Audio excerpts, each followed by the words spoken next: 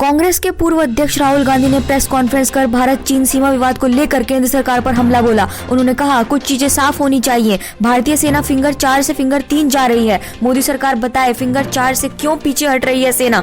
उन्होंने पीएम मोदी पर हमला बोलते हुए कहा कि प्रधानमंत्री ने चीन के सामने टेके घुटने।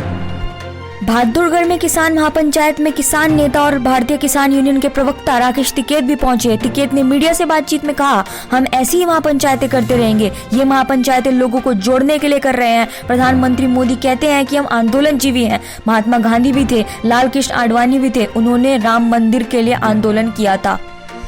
बंगाल चुनाव से पहले टीएमसी के नेता दिनेश त्रिवेदी ने राज्यसभा से दिया इस्तीफा। राज्यसभा में बोलते हुए दिनेश त्रिवेदी ने कहा, मुझसे अब देखा नहीं जा रहा है। मुझे घुटन महसूस हो रही है। मेरी आत्मा मुझसे आज यह कह रही है, यहाँ बैठे बैठे आप चुपचाप रहो। आज मैं देश के लिए, बंगाल के लिए अपना इस्तीफा दे रहा हूँ। दिनेश त्रिवेदी के राज्यसभा से नाटकीय ढंग से इस्तीफा देने के बाद राज्यसभा में पार्टी के मुख्य सचेतक सुखेंदु शेखर रॉय ने कहा, तृणमूल का अर्थ होता है घास के तिनकों की जड़।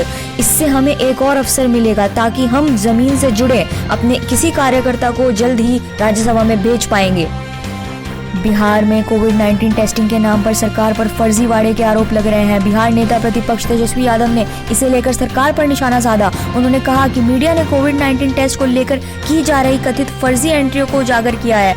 आंकड़ों में हेरफेर करके फर्जीवाड़ा चल रहा था। उन्होंने इसे एंटीजन घोटाले का नाम दिया। दिल्ली में एक बर्थडे पार्टी में हुए झगड़े के बाद युवक की चाकू गोदकर हत्या, 4 आरोपी गिरफ्तार। परिवार का आरोप कि मृतक जय श्री राम के नारे लगाता था, इसीलिए उसको आरोपियों ने मार डाला। पुलिस ने परिवार के इस आरोप को नकारा। आईसीआईसीआई बैंक की पूर्व सीईओ चंदा कोचर को मिली जमानत, अदालती अनुमति के बिना देश नहीं छोड़ सकेंगी। गौरतलब है कि आईसीआईसीआई बैंक से नियमों का उल्लंघन कर वीडियोकॉन को कर्ज देने पर किकबैक का आरोप झेल रही हैं चंदा कोचर। ईडी इस मामले में कर रहा है मनी लॉन्ड्रिंग की जांच।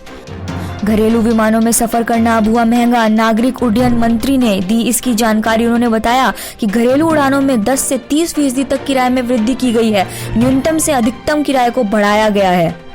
वर्ष का पहला grand slam tournament Australia open अब मेलबर्न में बिना दर्शकों के खेला जाएगा। कोविड आउटब्रेक की वजह से मेलबर्न में लॉकडाउन के आदेश जारी किए गए हैं। इससे पहले सीमित संख्या में दर्शकों को आने की अनुमति थी। अधिकारियों ने बताया है कि मेलबर्न में यूके में मिला कोरोना वायरस के स्ट्रेन का केस मिला है, जिसके बाद एहतियातन पूरे शहर में 5 दिनों का लॉकडाउन लगाया गया है। शुक्रवार से लॉकडाउन का आदेश दिया गया है।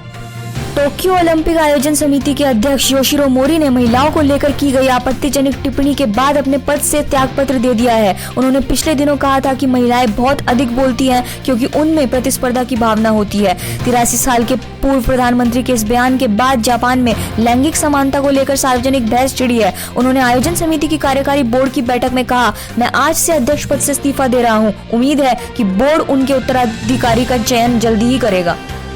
भारत इंग्लैंड का दूसरा टेस्ट कल से शुरू। इंग्लैंड की टीम के लिए बुरी खबर, चोट के कारण दूसरे टेस्ट से बाहर हुए जोफ्रा आर्चर। गौरतलब है कि इंग्लैंड पहला टेस्ट जीतकर 4 मैचों की सीरीज में 1-0 से आगे।